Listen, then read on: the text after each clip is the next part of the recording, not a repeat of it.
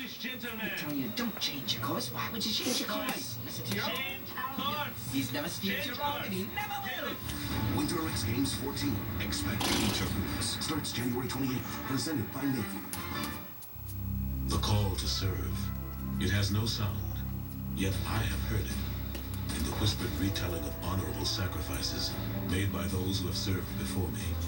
The call to serve has no form, yet I have clearly seen it in the eyes of men and women infinitely more courageous and more driven than most. The call to serve has no weight, yet I have held it in my hands.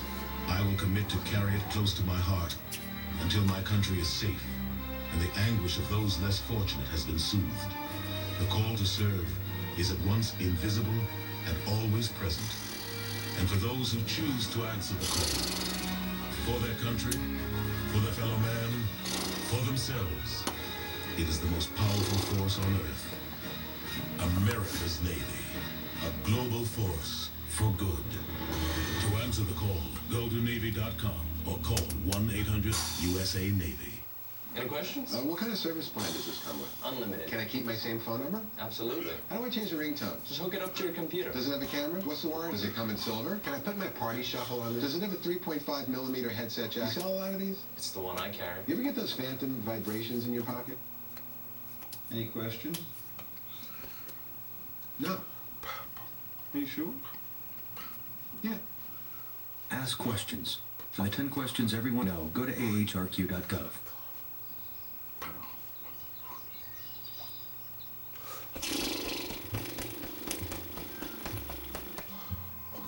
Excuse me, ma'am. May we help you cross? Whatever you love me, boys.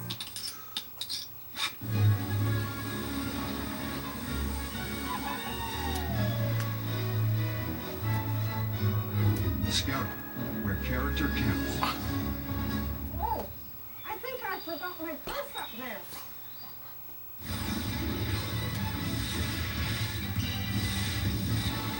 Welcome to the Toyota Halftime Show.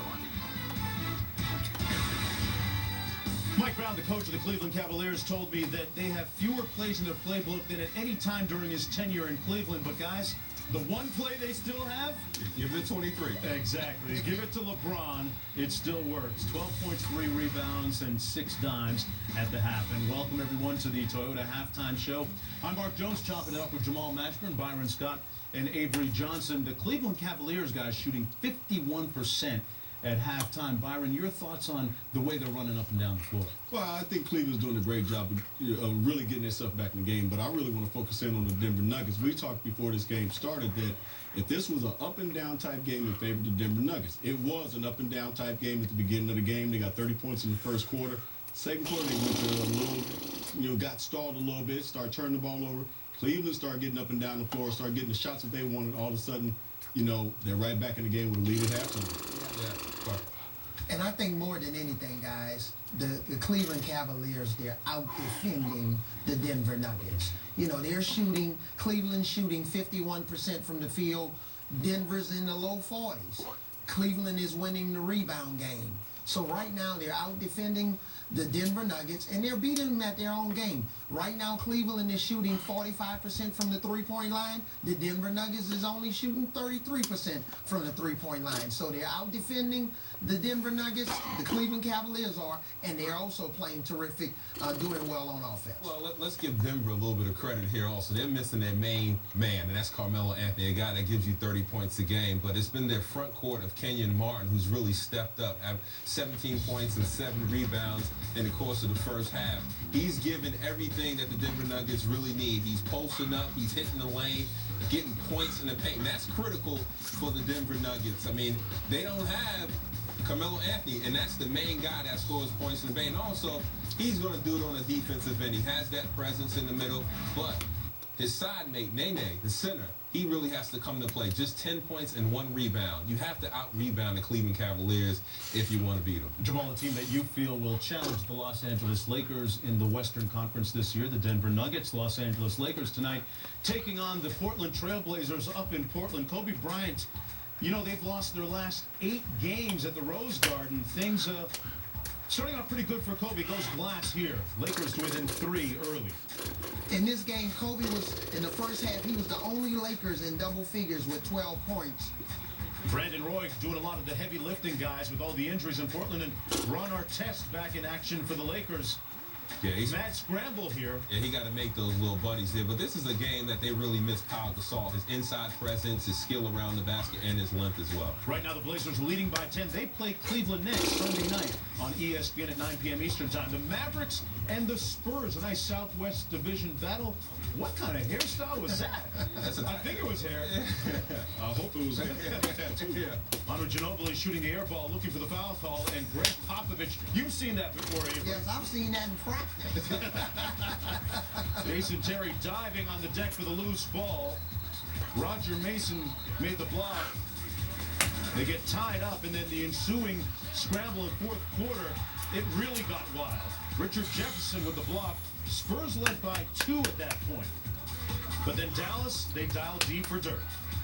Well, it's tough defending Dirk Nowitzki from that three-point line. 7-footer that can knock it down from deep.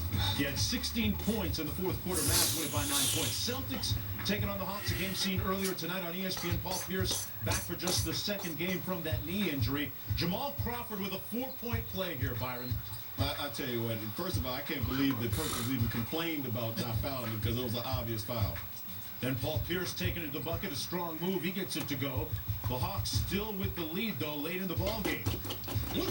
6th man of the year, Jamal Crawford. Without question, anytime you name Jamal, you always win that. And 18 points off the bench. The Hawks win it 93-85. Meanwhile, the Magic taking on the Wizards, the focus of our Toyota NBA Sports Nation.